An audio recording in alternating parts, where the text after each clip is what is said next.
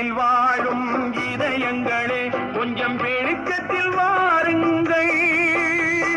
நல்லவர் உலகம் எப்படி இருக்கும் என்பதை பாருங்கள்.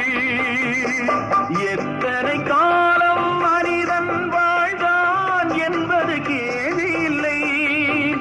அவன் எப்படி வாழ்ந்தான் என்பதை உணர்ந்தால் வாழ்க்கையில் தோல்வி இல்லை.